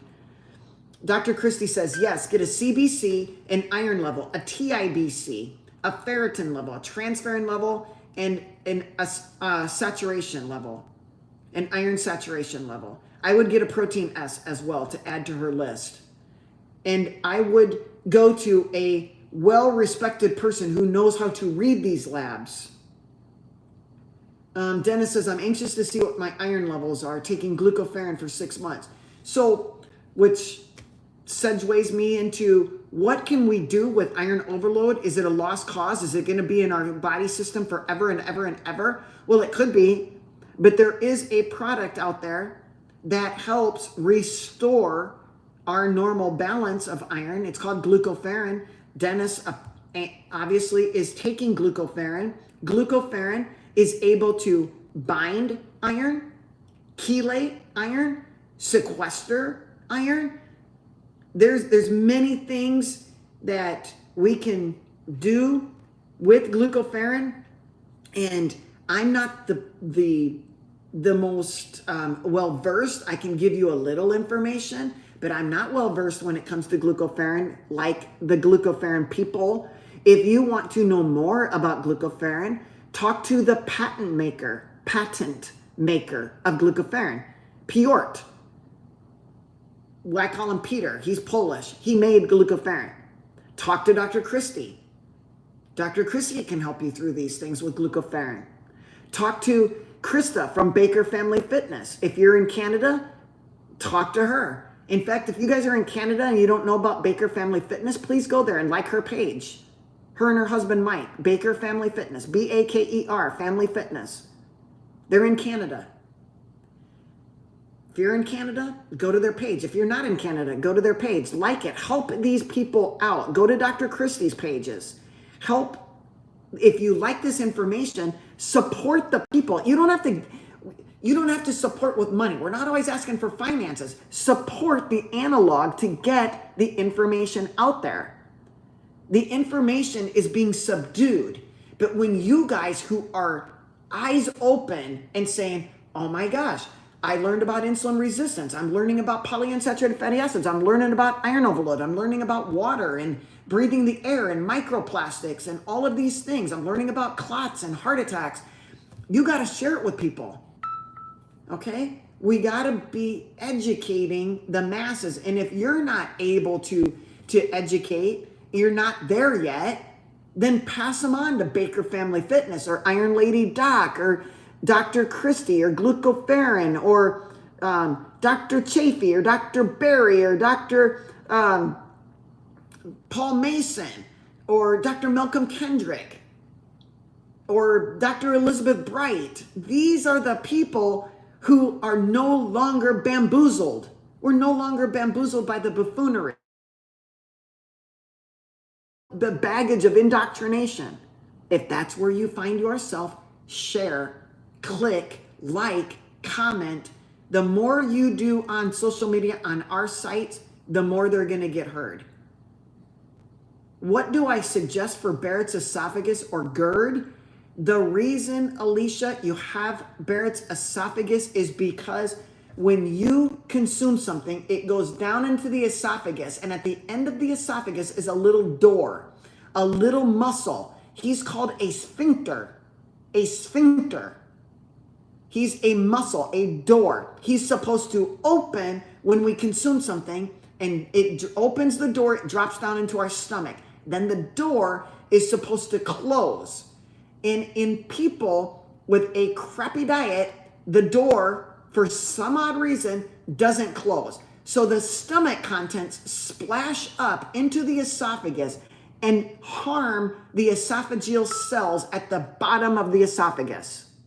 Those cells become cancerous. They have a precancerous condition called Barrett's esophagus. Something that you're doing is harming the sphincter, harming the door. He's off his hinges. He cannot close completely, and things are splashing. So the doctor will simply give you a medicine that decreases the acid in your stomach, so when it does splash up, the acidity doesn't kill your cells. Well, why not shut the door? Why not get rid of whatever you're consuming that's blocking the door from shutting? It's like you got your foot in the door and it can't shut. The foot is smoking and alcohol and sugar and heavy metals and all of these things that I've been talking about also harm the door on your esophagus. So you can take all the medicine you want, but now you're just hurting other things downstream. Because why was our stomach made acidic? Do you think God made a mistake making your gastric juices all acidic, like around 3? No, he did not make a mistake, because you need that acid level in order to absorb amino acids, protein, vitamin C, magnesium, calcium, zinc, selenium, B vitamins. All of these things require the acidity of our stomach, and yet we'll listen to some doctor that'll change the acidity as if he's God. He's only blocking the symptoms. He didn't stop the cause of the door not shutting. He didn't even tell you about that, because why? He doesn't know, or she doesn't know. You know what? I don't even want to waste my time. They're not going to change anyway. Wrong. Maybe they will change. Maybe if you give them enough information, they make good decisions. Maybe not. Maybe they want to continue drinking their Coca-Cola full of caffeine, drinking alcohol, and eating processed foods. But if you don't tell them that's one of the causes of the door, you didn't even go over anatomy with them. You just said, oh, you got reflux and it bothers you in the middle of the night and you can't sleep. Here's your PPI. Oh, and come back to me in 3 months, because you're not really supposed to take it that long. Well, why is that, doctor? Well, you can get gastric cancer, but I've never really seen it. Really? Well, then why would I be taking it in the first place if I could get gastric cancer, stomach cancer? We're not being told everything, you guys. That's why I find it very difficult that, more and more, this has been my career. I started out in a big hospital group, okay? And you're seeing 40 patients a day. Do you think I can make good decisions seeing 40 patients a day? No. Do you think that my first inclination is to get out my script pad and write you a script for your ill? Yes. Even though I might know some things about nutrition and health, I don't have time.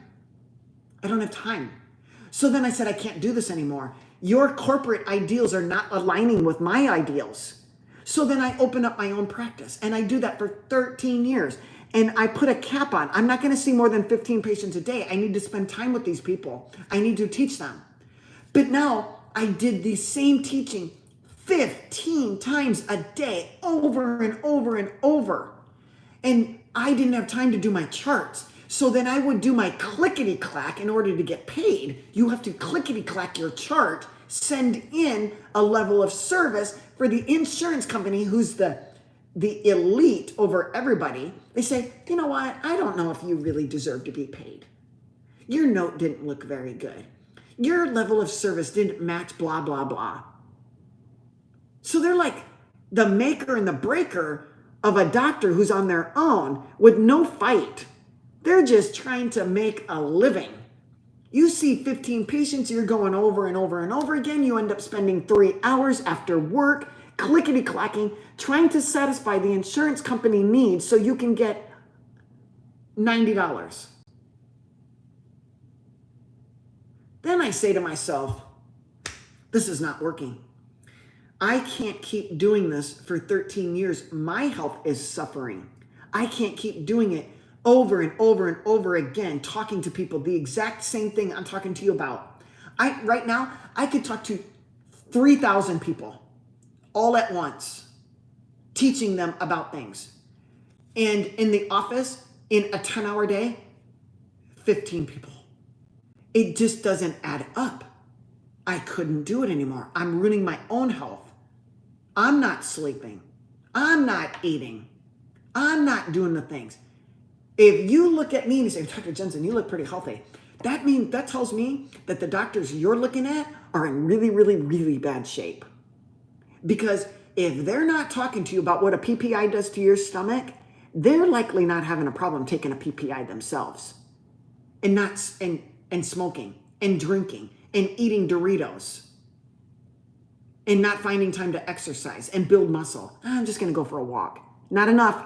Your muscle is deteriorating.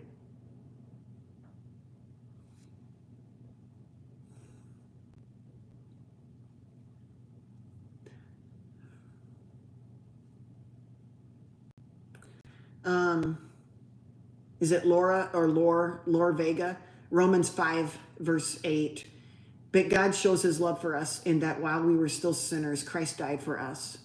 That's a beautiful verse. It's a beautiful verse, and thank you for sharing.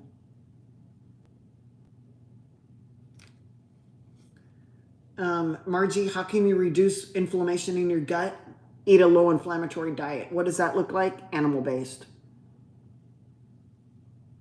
Yes, Vanessa, stress is a killer. It doesn't allow us to digest properly. It increases stress, increases cortisol. Cortisol increases blood sugar. Blood sugar increases our insulin, and we become insulin resistant.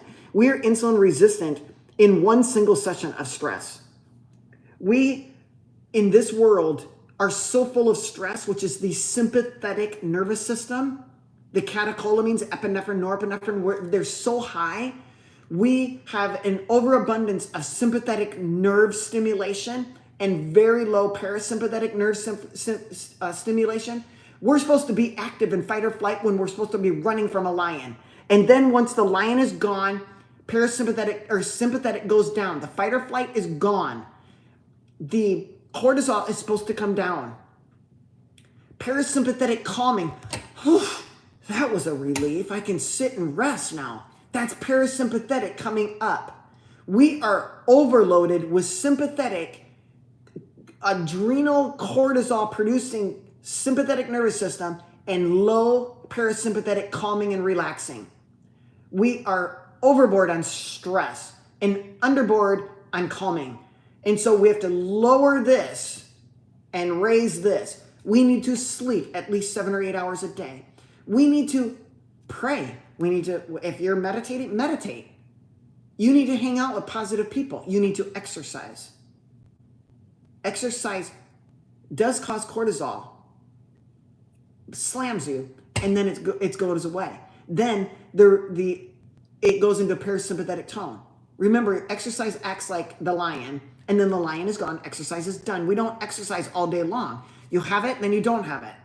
But we are not allowing ourselves not to not have it, right? We just keep stressing ourselves from driving in traffic to eating all the time. Anytime you eat, if you are eating anything over and over, that's inflammation.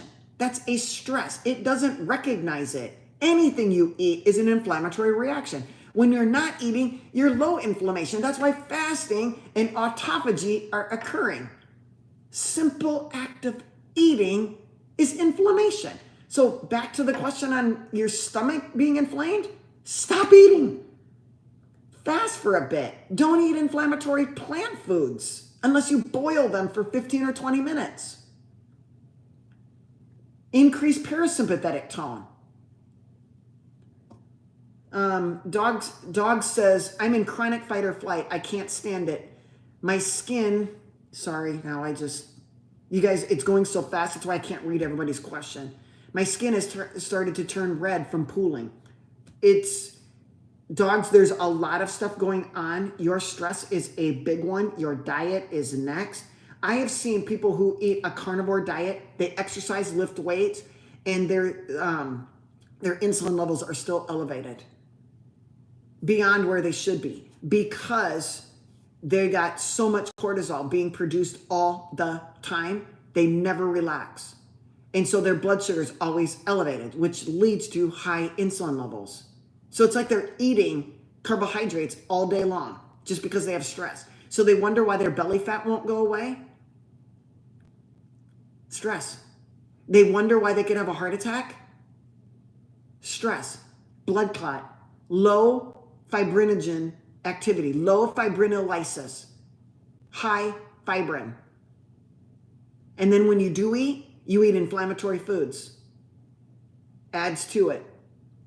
It's really a shame that we allow ourselves to be so stressed. And we're so used to it, we don't even know that we are full of stress. Unless you were a carnivore and you slept 8 hours a day, unless you checked your insulin levels, you wouldn't even know. You can feel it sometimes. I can feel it. So what do? You say, Dr. Jensen, there's just no way I can't lower my sympathetic. I'm just always stressed. I'm just a stressed person. Then increase your parasympathetic tone. Well, how do I do that? Go look it up. Look up how to exercise for parasympathetic tone and vagal tone. That's parasympathetic. Vagal, like vagal exercises. What about iodine levels? Should we get them? You can. Most everybody's low in iodine. But yeah, get an iodine level. That's fine. Cordelia says, diet is not about real food for life. Oh, the word diet? Thank you for sharing truth. You're very welcome. You know, when we talk about the food that we are eating, in order to be called food, by definition, food has to have nutritional value. People consume diets. It's not lifestyle. They'll say, I'm going on a diet. Well, what does that mean?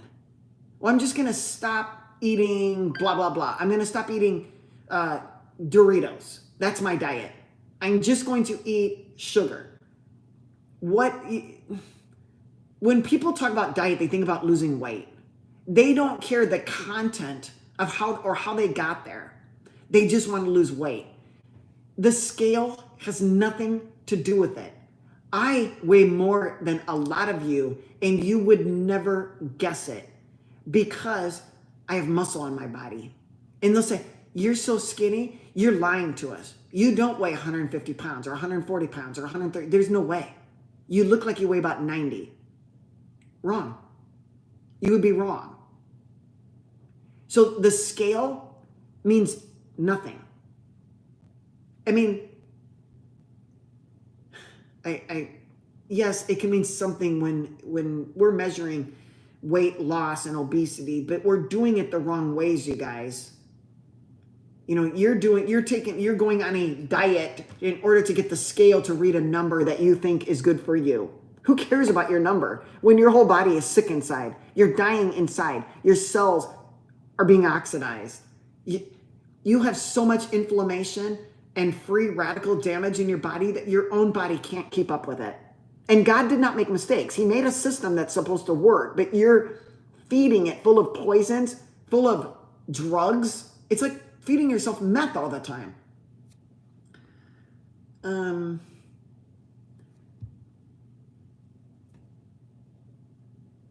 Robert asked question, liver disease free to 103 by Jim Schreiner. He recommends working out for 10 minutes a day to absolute failure on a ketogenic diet. Is this good, Iron Lady Doc? Did you read this? I have never read that. I don't know about that person. 10 minutes a day? I don't know what exercise or working out did they suggest. Okay. I don't know what that 10 minutes looks like. If I was going to spend 10 minutes a day, which I don't think is enough, I would only lift weights. And in 10 minutes, you would have to lift heavy weights to failure. There was a bodybuilder that I used to kind of look up to. You know, we have people we look up to, and for all the wrong reasons.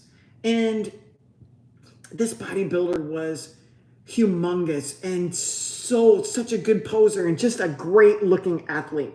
And they decided that they were only going to do heavy weight. I mean, heavy weight for 1, 2, 3, all the way to failure. They would lift the heaviest weight they could to failure until you couldn't do one more rep.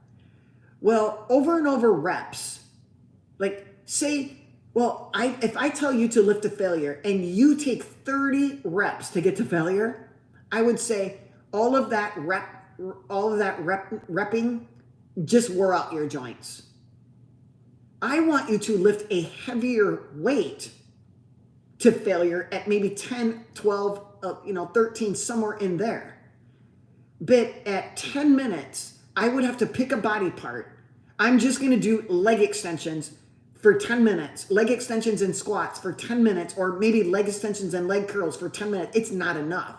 Keto, I believe in. Fasting, I believe in. But when we're malnourished, even on a keto diet, and you only eat for just a few, you're only eating just a little bit, you're going to be malnourished. You have not enough amino acids, not enough essential fatty acids. You'll never keep going. You could not sustain it. So is 10 minutes of exercise not enough? In my book, maybe not. In my book. To failure, perfect. Fasting, yep. But you have to, when you do eat, you better be eating enough. That's where we fall short, especially women. You can't eat enough. That's why women are malnourished even when they're skinny, even when they're lean. Like a person would be giving me good advice if they say, hey, Dr. Jensen, you're a little thin. And I know you eat carnivore, but I just don't think you're eating enough. So maybe you, Dr. Jensen, need to eat 2 meals a day to get in enough fuel, food, amino acids, and fatty acids in order to sustain your muscles, in order for them to grow and for bone strength. So there's a lot. That's why, you guys, I am available for consultations. Just email me at IronLadyDoc@AOL.com. IronLadyDoc, IronLadyDoc@AOL.com. Let's consult. Let's talk about what you're going through. What does your health situation look like? Are you on medications? Do you exercise? Why not? If you do, what are you doing? Are you sleeping okay? Do you get outside? Are you under blue light all the time? We can talk about these things because your doctor is not talking about us. So you wouldn't be listening for 119 minutes right now to someone talk, a doctor. I am a family practice physician. I'm board certified. I've been practicing for 27 years. I've been around the block. I know a few things. I don't know everything, and I am still learning. I'm learning along with you. Some of you talking right now, I can see that you are very well educated, and I'm guessing that you are not all doctors. I don't think you need to be a doctor. In fact, it's probably at a disadvantage if you are a doctor, because you've been indoctrinated with experiences that you cannot let go of until you humble yourself before the Lord and say, I guess I didn't know it. And then you have to dump out your glass of experiences and then fill it up with new experiences. And that takes lowering your ego, because you had an ego, doctor. You were edging God out, and you allowed you, the person, the man, human, to say, I know it all. And because I know it all, I can give everyone advice. And I'm saying, wrong. I was that person, not so much, but in a way I was. And now I've humbled myself and say how wrong I was wrong. And now I've dumped out all those experiences and relearning and filling my glass with new experiences. That takes a humbleness about you. And sometimes that looks like you have to quit your job. You have to quit the toxin. Just like you have to quit the alcohol, you have to quit what was like the big corporation, because your values and their values aren't going to align. Your values might look like, man, that person's in bad shape. I really want to help them. The corporation says, I need the money, get them out of the room, fill their script, and get them gone. There's a difference. You guys as doctors are doing that. They're seeing 40 patients a day. They're committing suicide because they're so stressed. They're being told one thing. They're living a lifestyle of another. They are living well above their means because they had it. They have the money. But in the process of making all the money, they got under stress. And they're having heart attacks. And they're fat. And they're smoking. And they're drinking. And they're under blue light all the time. And then they're not sleeping. And on and on and on and on. Thank you, Ashley. I appreciate that compliment. That confidence and the compliment. Yes, I'm trying to speak truth. I could be wrong though, Ashley. And that's why I want you to look me up and say, or look up the things I'm saying and say, you know what, Dr. Jensen, I think you're a little wrong on this. And then bring it to my attention. And then we'll look it up together. And then I can logically talk through it.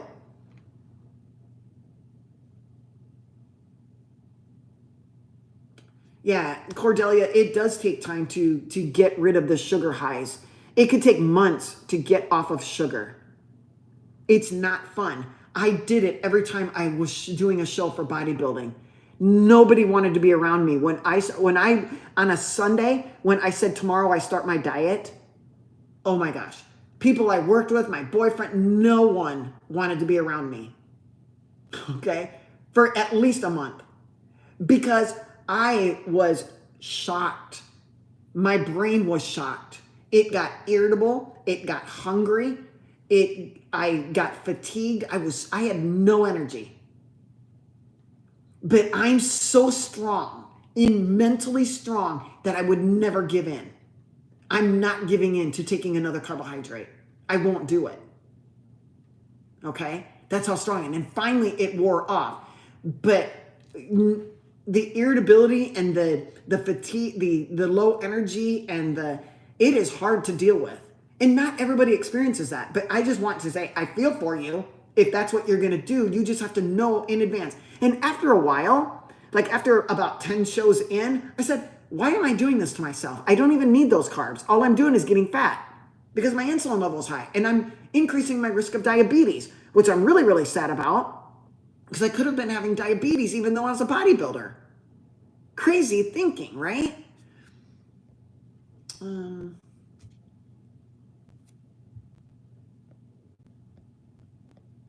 Let's make sure I'm not. Oh, somebody needs my email. It's IronLadyDoc. IronLadyDoc at AOL.com. IronLadyDoc at AOL. I know. I'm living in old times, but the AOL and me identify. Okay?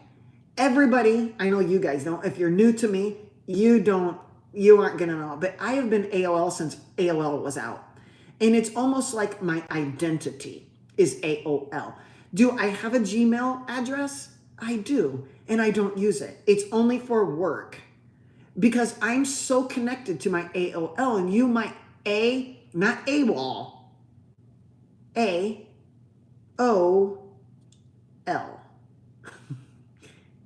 AOL. It is older than you, probably. It came out when computers came out. So we're talking the 90s.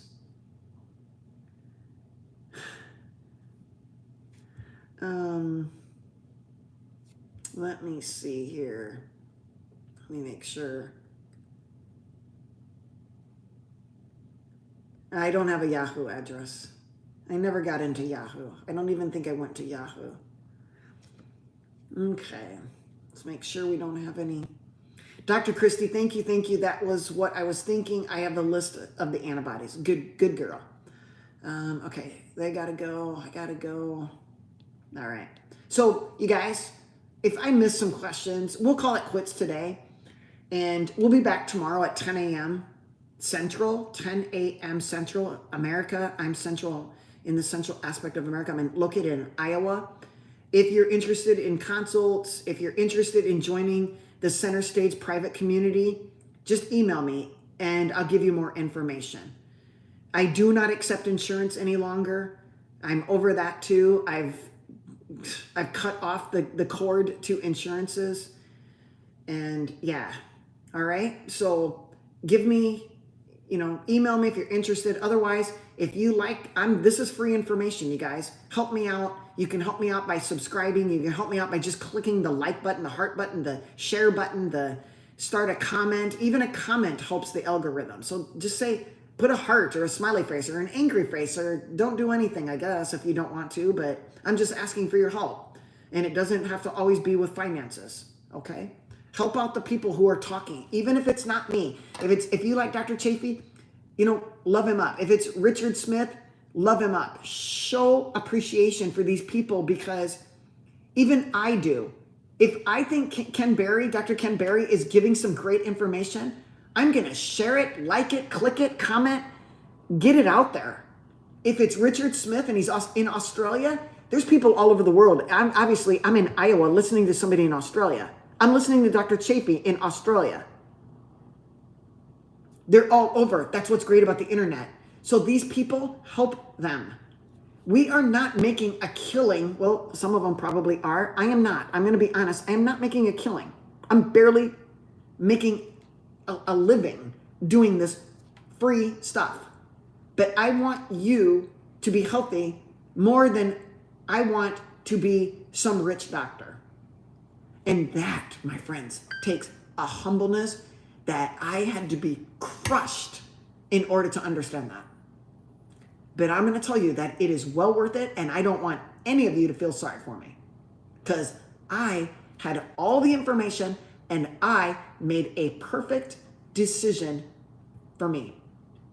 Okay?